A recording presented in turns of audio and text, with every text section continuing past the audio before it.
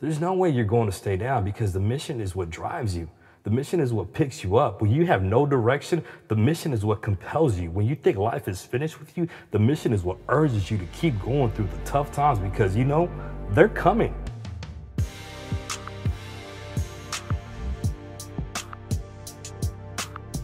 Welcome to the Mission Driven Podcast, the show designed to empower, educate, and encourage you to stay focused and committed to your mission.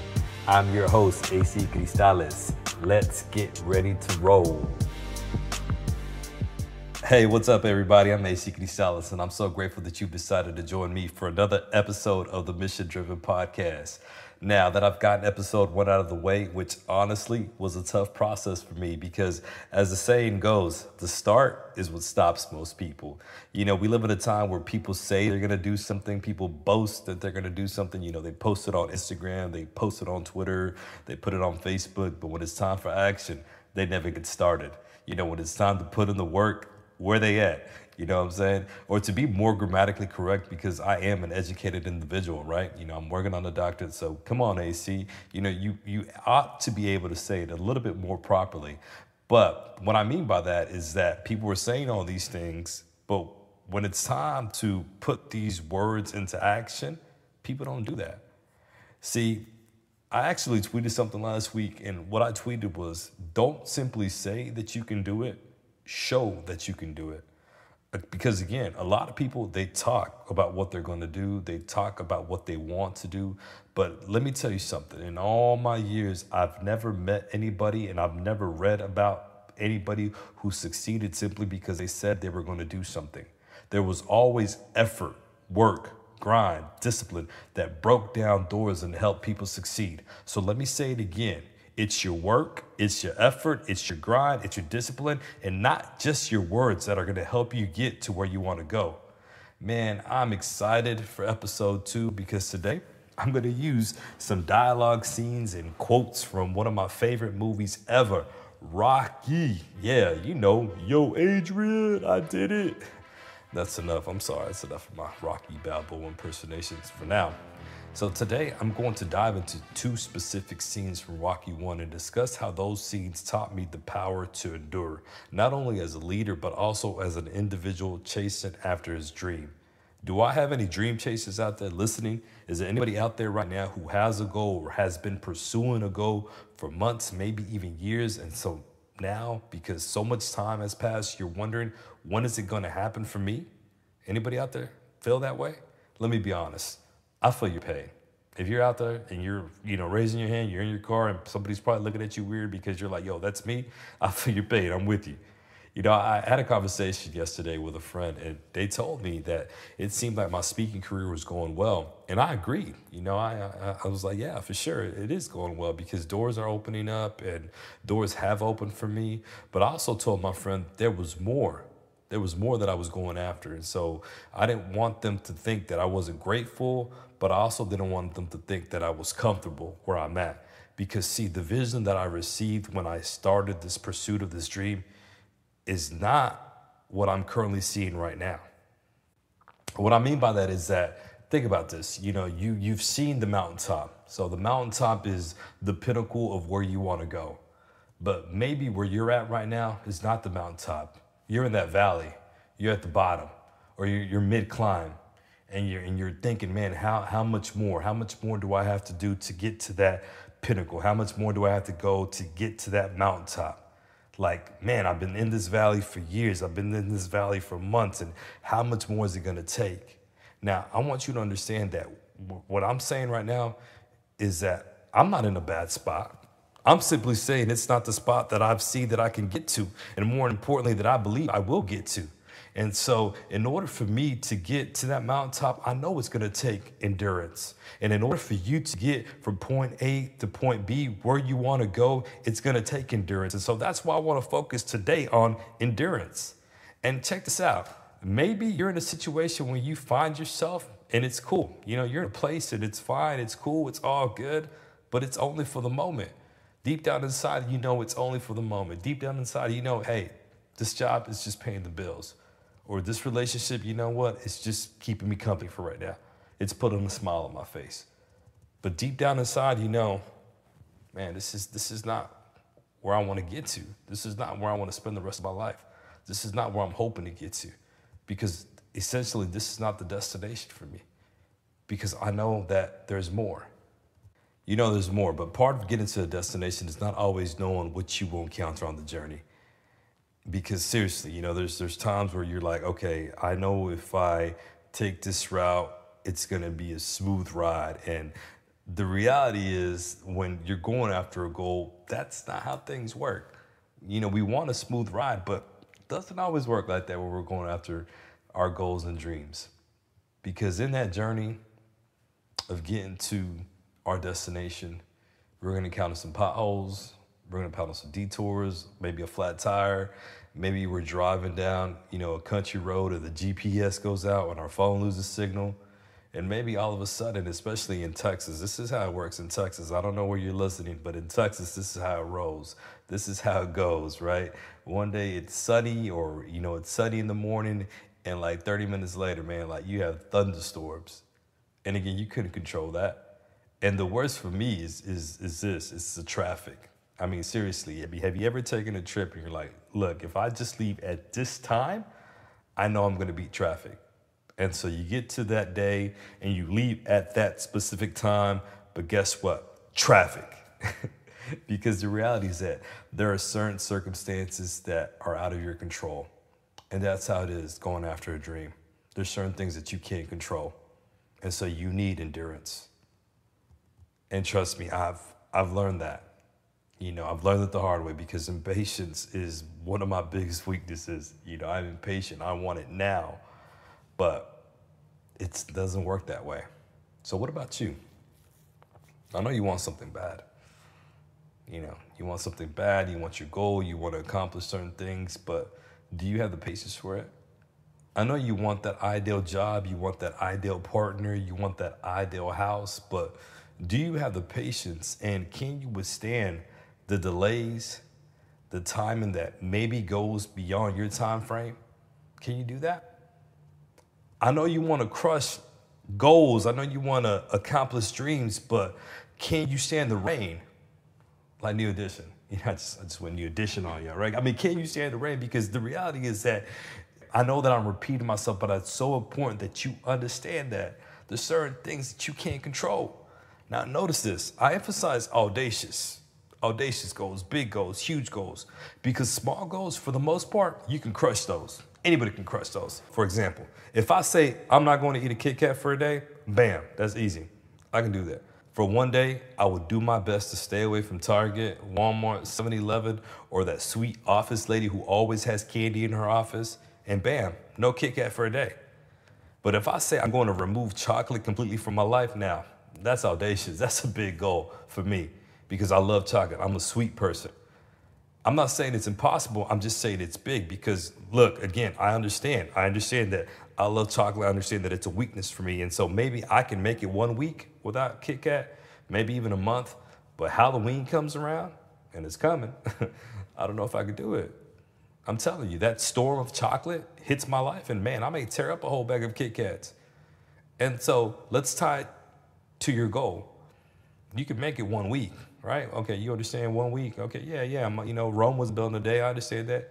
You understand 1 month. Man, 1 month, okay, it's all good. This is all part of the grind, all part of the process.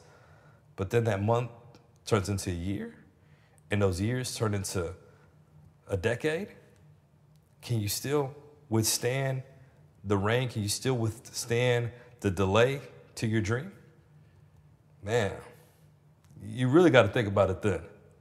That's why it's key to know this. It's key to know that we choose our goals, but we can't always choose the conditions or circumstances that arise because of our pursuit of our goals. So can you stand the rain? Can you still pursue your goal when your life is flooded by thunderstorms and there doesn't seem like there's an end in sight? Can you still remain loyal when rain keeps pouring down and your vision gets blurry? When you started your pursuit and you knew what you wanted to do, but now the storms of life have hit, and guess what? You don't know how you're gonna make it now. You don't even know if it's in the cards for you to make it. You don't even know if you're even going to get close to what you envisioned at the beginning. Can you stand the rain? Man, I may have to change this title to Can You Stand the Rain? Seriously, I keep saying that. Like, I don't know. I must have been on some new edition kick today or something. But I'm not. I promise you. I promise this is not going to change to Can You Stand the Rain new edition podcast. Maybe for a future podcast, but not right now. Man, but let's get into Rocky 1 because I love Rocky 1. You know, and the scenes that I'm going to refer to that I'm going to connect to my life and hopefully will empower you as you continue on your journey are two powerful scenes for me. And you're going to see why. But before I get into that, I want to play about 30 to 40 seconds from the official trailer to provide you some context of the movie, just in case you haven't seen it in a while, or God forbid, you've never seen it at all. And if you've never seen it at all, please stream it immediately, like right now. Well, not right now, but after you listen to this podcast. Here we go. Rocky, do you believe that America is the land of opportunity? Yeah. He's every man who ever settled for something less. What about my pride, Nick? At least you have pride. He's the man who never had a chance until now. Rocky. His whole life was a 1,000,000-to-1 shot.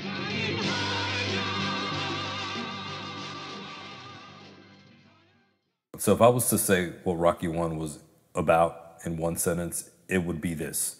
Rocky 1 is essentially about a journeyman boxer who received a once-in-a-lifetime shot to fight the heavyweight champion of the world, Apollo Creed. A journeyman boxer is someone who's been a boxer for years and has some skill, but is not really championship caliber, and therefore hasn't really been successful with regard to the matrix by which most sport fans measure success, and that is, has this person ever become a champion? Has this person ever, received that accolade where they're the best at what they do? Now, in the trailer, we just heard the narrator say he's the man who's never had a chance until now. And what's great about this movie is that Rocky is this guy, right, who's been boxing for years, but who has never been a champion. In fact, if you watch the movie or you've seen the movie, you realize that there's a point in the movie where he's become sort of a joke, right? He's become sort of a guy who, this guy's never going to make it. And he finally gets that shot. And I believe that he received that shot because he endured. See, to endure means two things. The first thing it means is to remain. Example. When people have given up on the dream and you're still standing, you've remained faithful to your dream, that means you've endured. When friends and family have told you to give up on something, but you've kept going, that means you've remained, you've endured. Now, to endure also means to suffer patiently. Suffer. A word a majority of people don't like to talk about, don't like to say, but let me tell you something. To accomplish big goals and big dreams, you're going to have to suffer. I don't know how much you're going to have to suffer, but you're going to have to suffer. You're going to have to suffer the reality of disappointment. You're going to have to suffer the sting of rejection. You're going to have to suffer setbacks. But if you endure, man, imagine the great things that could happen. And that's what Rocky's all about. This guy endured. And to be honest, this isn't a review of the movie, although it is awesome and you better watch it if you haven't seen it. But I believe that the reason that this story and this movie still resonates even after 40 years, it's been more than 40 years since it's been made, is because the writer and star of this movie, Sylvester Stallone, he endured just like Rocky. He endured just like the character he created. I read this article in the New York Times, and it talked about how Stallone was an actor who only turned to writing this movie. The only reason he started writing this movie was because he couldn't get any good acting jobs. He was frustrated, but here's the thing.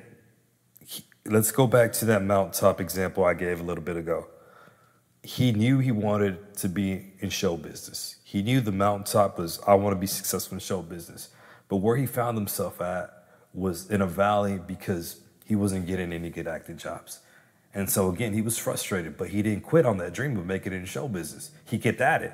And so he adapted. He changed his approach. And he's like, you know what? I'm going to write a movie. I'm going to write a movie about a movie that I can star in. And so that's what he did. And he wrote a couple of screenplays, mostly for TV. And then guess what happened? He kept at it. And he was inspired by a moment. Remember last podcast when I told you that life is about moments and experiences? Well, this is the moment that inspired Sylvester Stallone. He was watching a championship fight between Muhammad Ali and a journeyman boxer, Chuck Wepner. Stallone said that he saw that fight and he said to himself, man, how many people have broken dreams? I mean, let's talk about broken dreams. Let's talk about people who sit on the curb looking at their dreams go down the drain. He thought about that. In fact, he thought about that for a whole month. I don't want you to think that he saw that fight and the next day he wrote the screenplay. He saw that fight, and for a whole month he thought about people and how they sit on the curb and look at their dreams go down the drain. I'm sure you know people like that, and maybe you're like that right now. You know, you're listening to this podcast because you're trying to find some inspiration, because you want to know that, man, I don't want my dreams to go down the drain, but I don't know what else to do. So for a whole month he thought about that, but he didn't write it. He didn't write anything. He was inspired to write about, you know, a journeyman boxer, you know, fighting the heavyweight champion. But it took him 10 months before he actually started writing. Because again, the thing that stops most people is to start. You have that dream, you have that vision, you have that goal, you have that business plan, you want to start a business, but it's one thing to want to do it, it's another thing to start it. And the thing that stops most people is the start. So 10 months, not writing. So he's got the dream, he's got the vision, he's got the goal, but he's not writing. But when he started, oh man, when he started, he wrote Rocky in 3.5 days. In fact, in this article, Stallone said that he used to get up at 6 a.m. and he would write all day with a pen too. I like that this, you know, I like that this New York Times article, you know, made sure it highlighted that he was writing with a big pen, you know, because nowadays, you know, it's all, you know, our laptops and computers, but he was going old school, writing with a pen, right? And getting up at 6 a.m. and writing, because again, it's about the grind. It's about the effort. It's about the work. It's not just about him saying, hey, you know what? I got this great movie idea. There's this great screenplay inside me. No, it's not about that. It's about putting action into fulfilling the dream. And guess what? Hollywood loved the script, but they weren't in love with Stallone. They wanted a bigger name. But what I love about the story is that Stallone stayed faithful and he endured. And what I mean by Stallone stayed faithful is that when he wrote this movie, he was determined and dead set that he was going to star in this movie. And so even though Hollywood said, hey, we want the script, but we don't want you, he endured. He stayed committed to, hey, I'm going to star in this movie. They even offered him $265,000, and he still didn't sell the script because he wanted to star in it. How many of y'all would be like, nah, I'm good. I don't want $265,000. Yo, if I got a phone call right now and said, look, I got a check for $265,000, it'd be hard for me to refuse that. Seriously. And so that's crazy that he did it, but there's more behind that story because Stallone was pretty much broke. In this article, he talked about how he had $106 in the bank.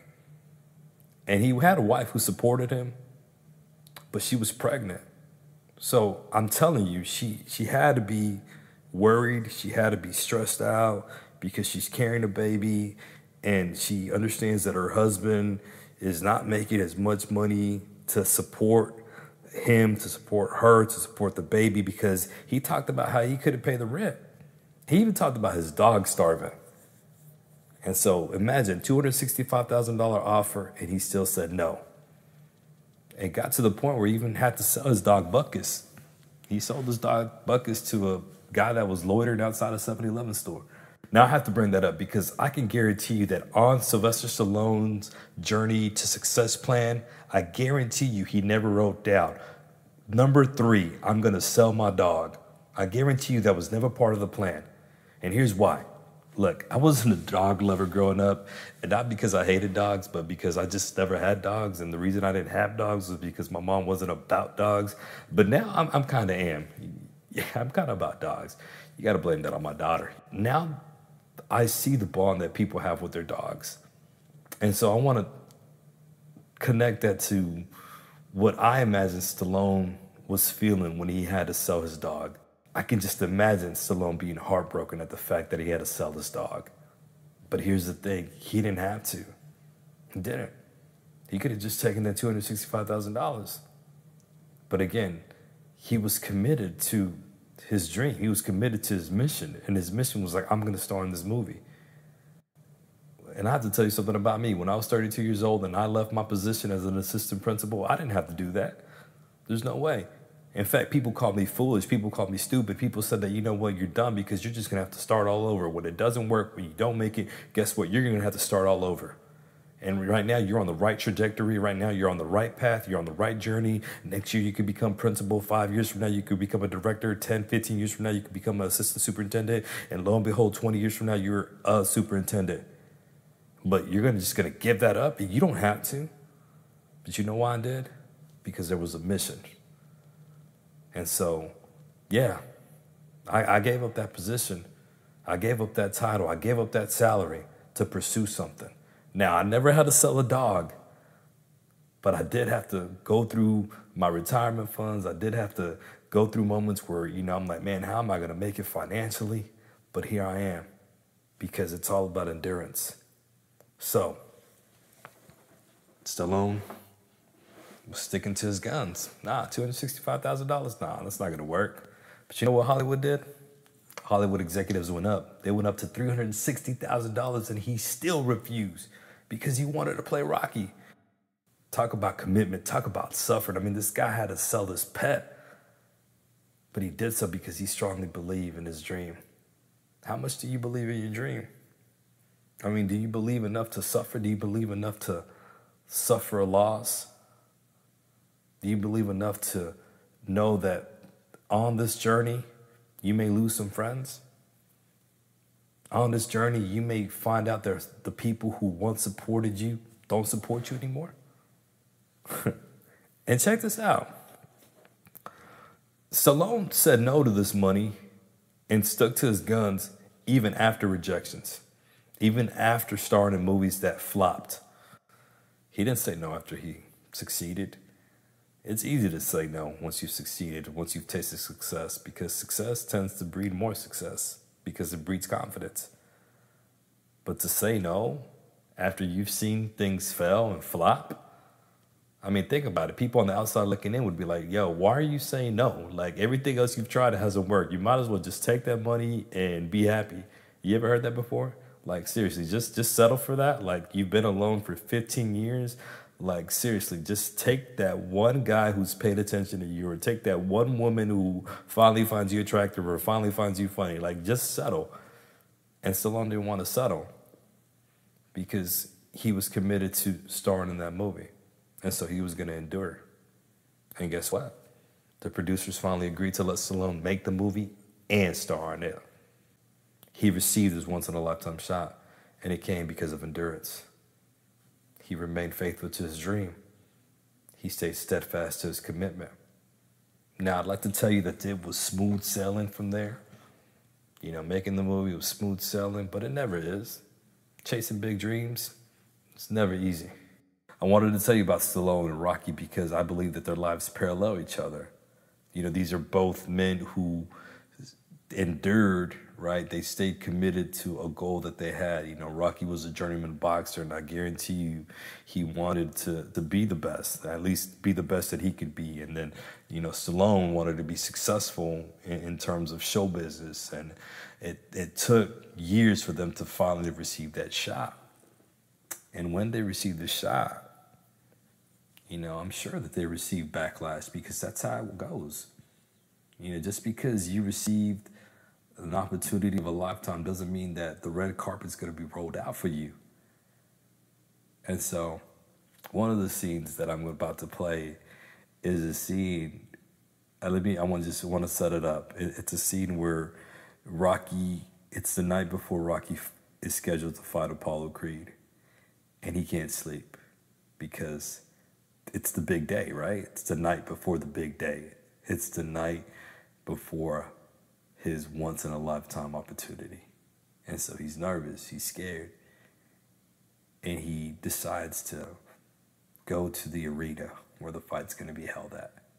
And at the arena, this happens. Rocky, what brings you here tonight? Mr. Jergens, the poster's wrong. What do you mean? Well, I'm wearing white pants with a red stripe. It doesn't really matter, does it? I'm sure you're going to give us a great show. Try to get some rest, kid.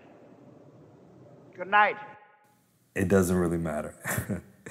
Man, I'm one of those people that I can connect most of my life situations or most of my conversations to a movie or a music lyric or something that I read. Like, seriously, like, I don't know, maybe it's annoying to some people. Like, you know, you'll say something and I'll be like, oh, this is from this movie, or hey, remember this from this TV show or whatever. And so that's one of the reasons why I wanted to choose movies and music, you know, in relation to, you know, empowerment and leadership, because, I mean, there's just so many nuggets out there. I mean, you know, and especially for me, you know, I really like to look in deep into situations and really, you know, want to connect it to my life. And that, because I think that's one of the highest levels of learning and thinking is applying information to your life. I mean, you can understand it, you can comprehend, you know, a lot of information, but that doesn't mean you really understand it. But when you apply it and you analyze it, that takes it to a whole nother level,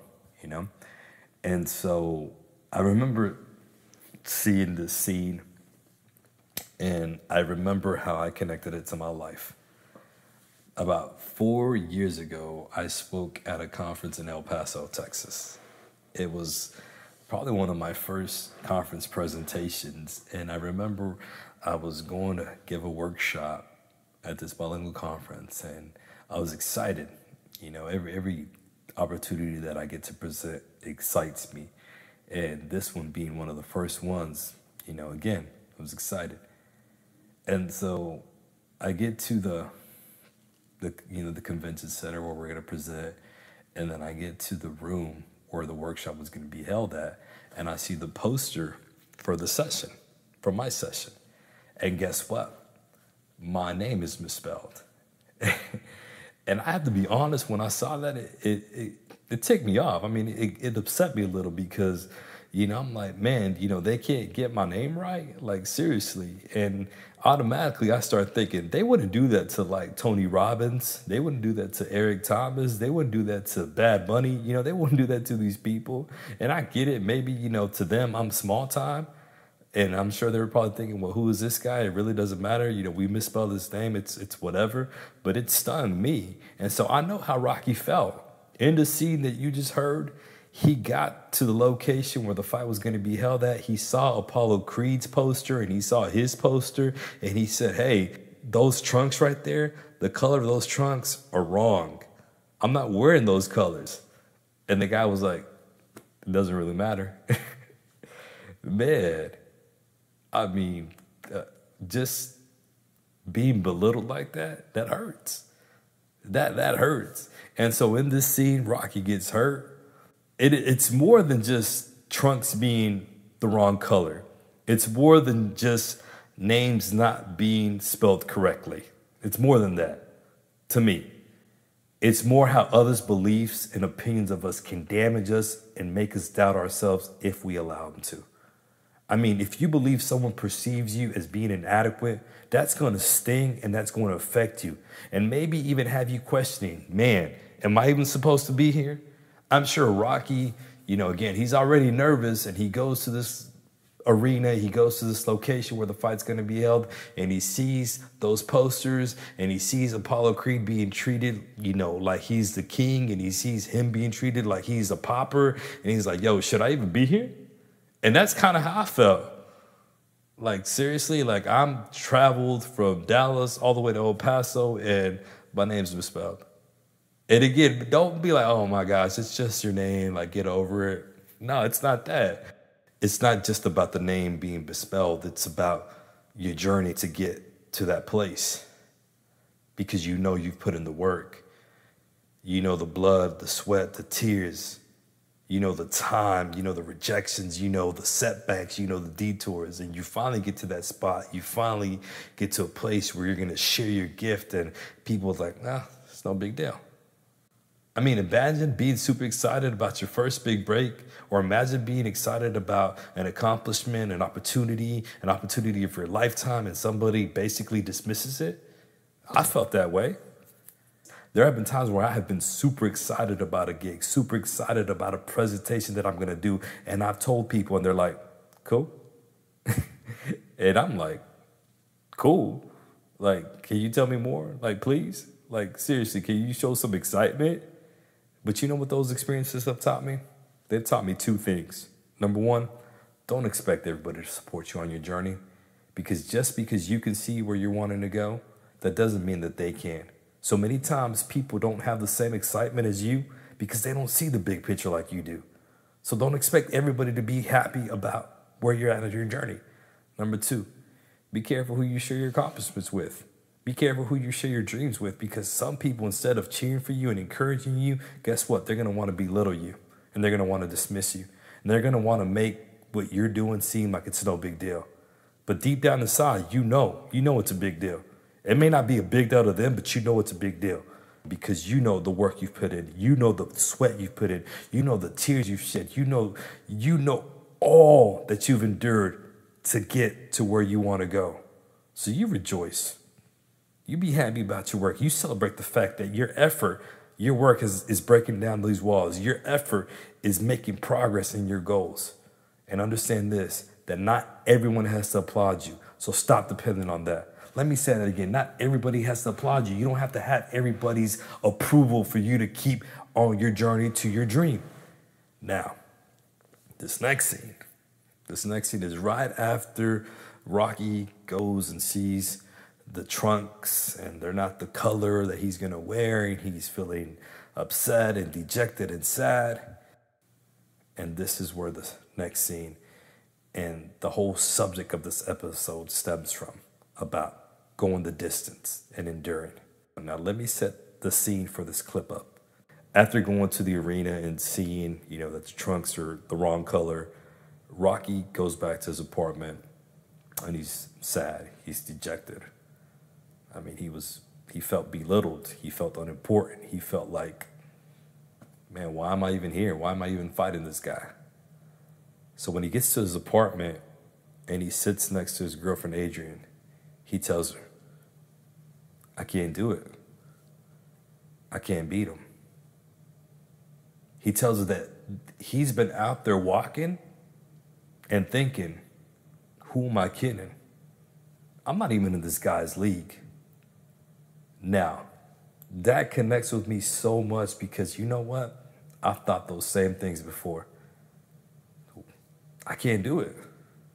I know that people think that I'm super confident when I speak, but let me tell you about the times where I didn't feel that way. When I did feel like I couldn't do it. When I did feel like, man, I can't speak well. Who am I kidding? Why would people listen to me? I'm not even that good. Like, seriously, there have been times where I have said that to myself. Why would people want to listen to me? These are real thoughts that have gone through my head. And here's the thing. At those moments, it's not that someone told me that. It's just that because of their behavior, which wasn't to my expectation, wasn't to my liking, I chose to believe that mess. Because that's what it is. It's a mess. It's not true. It's not that I can't do it. I can do it. It's not that I can't speak well. I can speak well. It's not that I'm not that good. I am that good. Can I get better? Of course. It's just because someone dismissing my progress, I chose to believe that, guess what? I'm not good enough. Their behavior wasn't what I wanted, and so that affected me. And maybe you're the same way. Someone has discounted your success.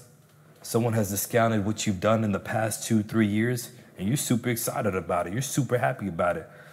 But now because someone, didn't respond the way you wanted them to respond, you choose to think, hey, you know what? Maybe I'm not good enough. Someone treated you like dirt. And so now you think, you know what? I'm not worth much. Someone that you love rejected you. And so now you choose to think that, man, maybe there's something wrong with me. But can I tell you something? It's not them that's forcing you to believe and think those things. It's you. Just like it was me choosing to believe those things. Because understand that other people's actions disappointed me. And other people's actions have disappointed you. But it's still me and it's still you that chooses to think those things. because no one can make you think a certain way about yourself. Now, they can influence you, but it's always you who decides what to think or not to think about yourself. And so I know what it is to think like Rocky and to feel like Rocky felt at that moment. I can't do it. But you know what? I love Adrian. Adrian's a ride or die. I love Adrian. Because you know what she says? You know what she asked Rocky? She asked Rocky, what are we going to do? Did you get that? It was, what are we going to do? That's ride or die, I'm telling you. She included herself. She included herself in what are we going to do? She included herself in it.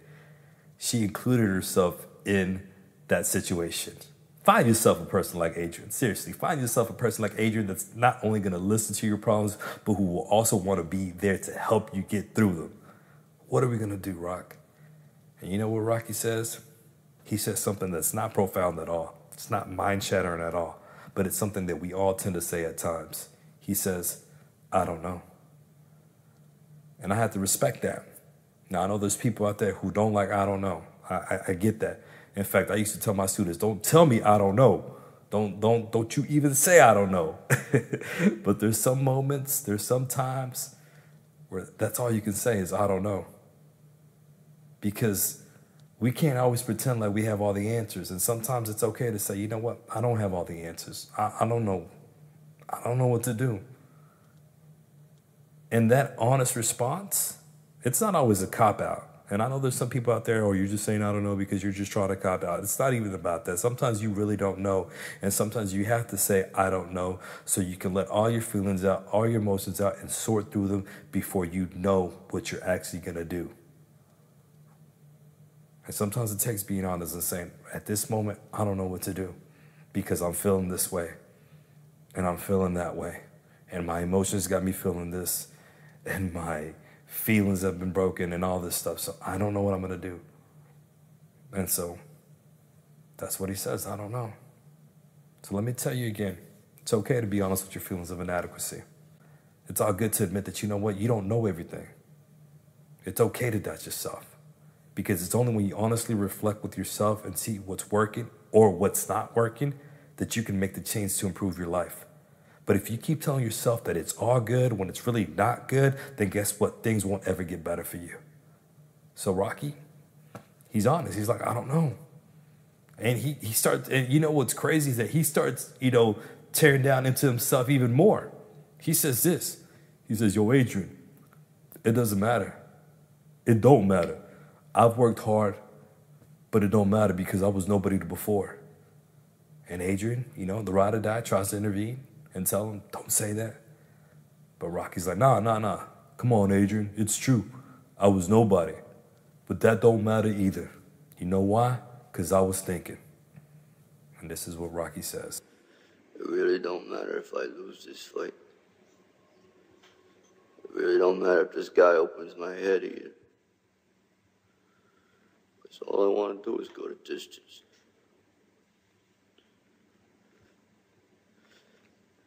Nobody's ever gone the distance with Creed. And if I can go that distance, you see, and that bell rings and I'm still standing.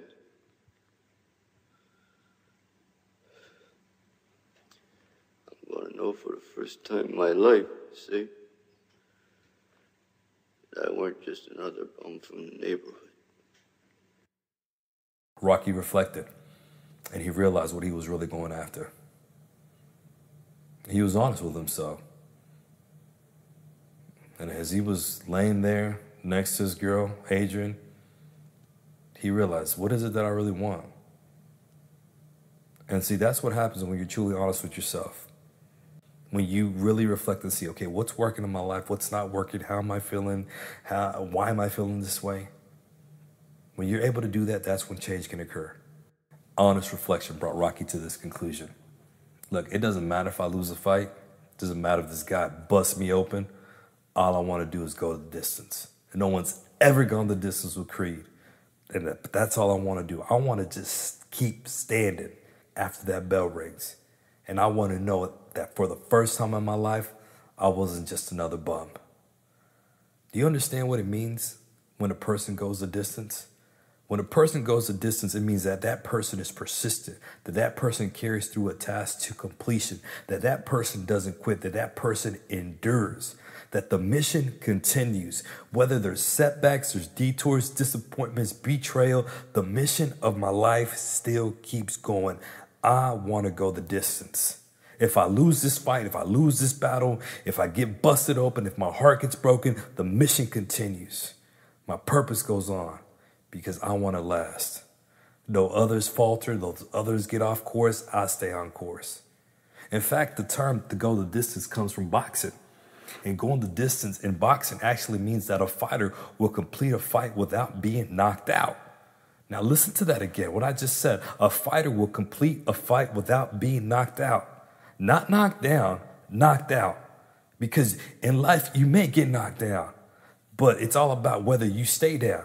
So what I like to say is, don't worry about me if I get knocked down. Worry about me if I stay down. Don't worry about me if, I get busted up. Worry about me if I stay down. Worry about me if that referee counts to 10 and I'm still laid out. That's when you worry about me. Because if I can get up, then baby, I can keep moving. I can prove to myself that I have the endurance. I have the strength to get up regardless of what life brings my way. And that's what Rocky wanted. I just want to go the distance with Creed. So in regard to your mission, your aim, your dream, what is it that you want? What is it that you're chasing? What's your goal? Sometimes we're unhappy in our journey because we're chasing after the wrong things, or rather we're chasing after things that will never truly fulfill us. Yeah, they may make us happy, but they don't truly fulfill us because they're fleeting, meaning they're here one day, gone the next. So the goal can't be about money, popularity, the number of followers you have, because if it is, then you'll quit the minute you go broke. The minute someone makes hateful comments about you, you'll give up. And the minute you lose, God forbid, one follower on Instagram or Facebook or Twitter, you'll quit. So the goal can't be about that. The goal should be about acquiring values and character traits that will continue building you into an individual that helps contribute positively to your family, to your organization, to your school, to your workplace, and ultimately to society.